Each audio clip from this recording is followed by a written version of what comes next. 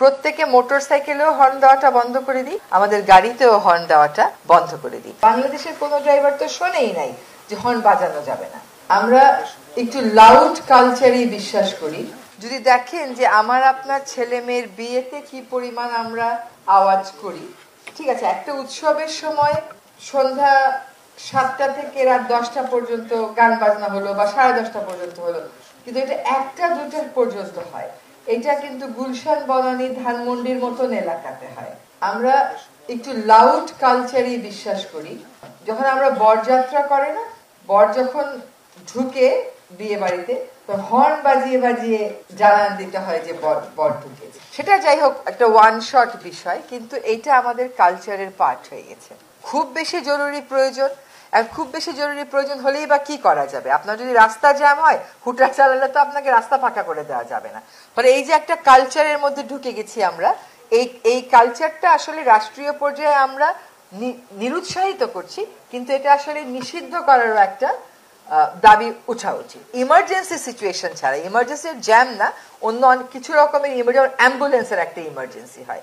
আবার অনেক সময় দেখবেন রোগী নেই অ্যাম্বুলেন্সের ভিতরে, শুধু তাড়াতাড়ি যাওয়ার জন্য ও অ্যাম্বুলেন্সের ওই বাতিটা ওই আওয়াজটা করতে থাকে। ক্যাম্পেইনটা চলা উচিত নেশন ওয়াইড। ক্যাম্পেইনটা নেশন ওয়াইড না চললে জাতির মনস্তত্ত্বে পরিবর্তন আসবে না, কিন্তু এনফোর্সমেন্টটা হয়তো আমরা জায়গা স্পেসিফিক করে করতে পারি। যারা পুলিশ থেকে কথা বলেছেন, ভারতের যদি শব্দ দূষণ বিধিমালাটা আপনি দেখেন বা অন্যান্য দেশের দেখেন, স্পেসিফিক্যালি একটা সেকশনে বলে দেওয়া আছে যে এই আইনের এই ধারাটা পরিবর্তন প্রয়োগের দায়িত্ব পাবে হচ্ছে পুলিশের অমুকটায়। তো আমিও আমার শব্দ দূষণ বিধিমালাতে ওই বিধানটা সংযোজন করেছি। যে খসড়াটা আমাকে দেয়া হয়েছিল সেই খসড়ার মধ্যে এটা ছিল না, কিন্তু আমি সংযোজন করেছি। এই প্রকল্পে যে বাকি টাকা আছে সেটা আমরা চেষ্টা করছি স্বরাষ্ট্র মন্ত্রণালয় এবং বিআরটিএ তারা যদি পুলিশদেরকে এবং ড্রাইভারদেরকে ট্রেনিং দেয়, আমরা আমাদের মতন ক্যাম্পেইন করলাম এবং তারপরে আমরা এনফোর্সমেন্টে যাব। বাংলাদেশের কোনো ড্রাইভার তো শোনেই নাই যে হর্ন বাজানো যাবে না। এখন সরাসরি আমরা এনফোর্সমেন্টে না দিয়ে একটা অ্যাওয়ারনেস করে তারপরে হয়তো আমরা এনফোর্সমেন্টে যাব, কিন্তু এই কাজগুলো আমাদের করতে হবে।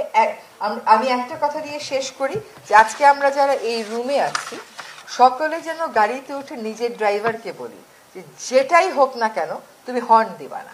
আপনার ড্রাইভার আপনাকে বলবে যে এইটা ঢাকার রাস্তায় সম্ভব না বা বাংলাদেশে সম্ভব না, তখন আমি যে যুক্তিটা দিয়েছিলাম যে মনে করো যে তোমার হর্নটা নষ্ট হয়ে গেছে। মাঝে মাঝে কিন্তু গাড়ির হর্ন নষ্ট হয়ে যায়, ব্যাটারিটা ডাউন হয়ে যায়, তখন তো তুমি ঠিকই গাড়ি চালায় বাসায় যাবা। বলে সামনে রিক্সা এসে পড়বে, মানুষ এসে পড়বে। তো এয়ারপোর্ট রোডে তো সামনে রিক্সা থাকে না, সংসদ ভবনের সামনে তো রিক্সা থাকে না, তখন তাহলে হর্নটা বাজাও কেন? কারণ এইটা অভ্যাস। আপনার বাসার থেকে বেরোবে, আপনার গেটও পার হয় নাই, তখনও একটা হর্ন দিয়ে বেরোবে, ওই যে বলে যে সাইড দেওয়ার জন্য। তো এই অভ্যাসটা বদলাতে আমরা চলেন এইখানে যারা আছি প্রত্যেকে মোটরসাইকেলেও হর্ন দেওয়াটা বন্ধ করে দিই, আমাদের গাড়িতেও হর্ন দেওয়াটা বন্ধ করে দিই।